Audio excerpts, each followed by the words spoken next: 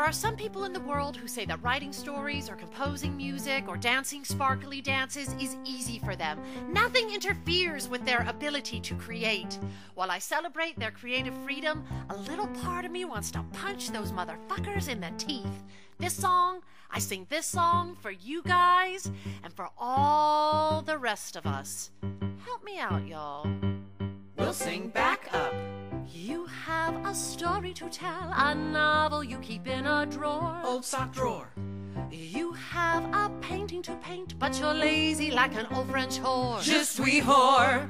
You have a movie to make, shrinky dinks you can bake, but you best grab a steak, 'cause in sweep the vampires, in creep the vampires, knee deep in vampires, filling you with doubt, insecurity about what your art should be in. Sweep the vampires, die vampire. You sketched that turtle you saw in an ad on late night cable TV. Tippy turtle. But your fourth grade teacher said, You can't draw. Oh, those vampires won't let you be. Fuck you, Miss Johnson. Word. And when they come run like hell, see those bats in your belfry, then call on Van Helsing. In swoosh, in a whoosh, baba ganoush, all the vampires filling you with thoughts of self-consciousness, feelings of worthlessness. They'll make you second guess. die vampire.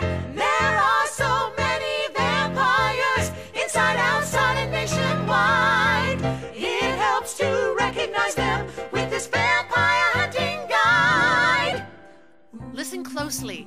A vampire is any person or thought or feeling that stands between you and your creative self-expression, but they can assume many seductive forms.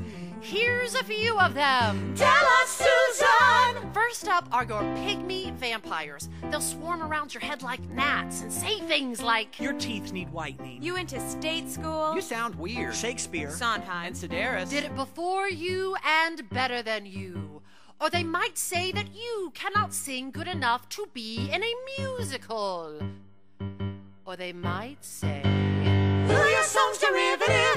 Who your song's derivative? Who your song's derivative? to keep that song from you, to tell them, Die, vampire, die! Brothers and sisters, next up is the air freshener vampire. She might look like your mama or your old fat Aunt Fanny.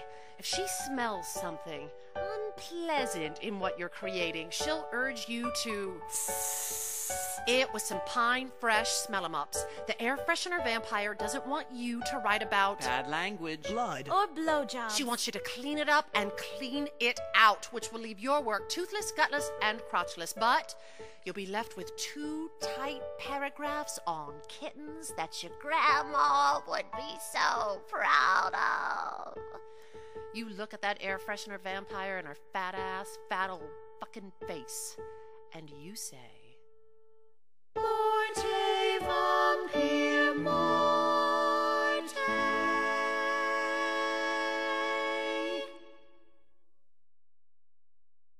The last vampire is the mother of all vampires, and that is the vampire of despair. It'll wake you up at 4 a.m. to say things like, Who do you think you're kidding? You look like a fool. No matter how hard you try, you'll never be good enough. Why is it if some dude walked up to me on the subway platform and said these things, I would think he was a mentally ill asshole? But if the vampire inside my head says it, it's the voice of reason. You have a story to tell. Pull your novel out of that sock drawer. You have a painting to paint. You best paint it and then pay some more. Oh, baby, you must escape, then grab it by the nape of its neck, by the trachea. Fucking break it, go on, drop the stake, and yeah, there's no mistake, and now you're shaking bacon. Die, vampire! I said die, vampire! I said now die!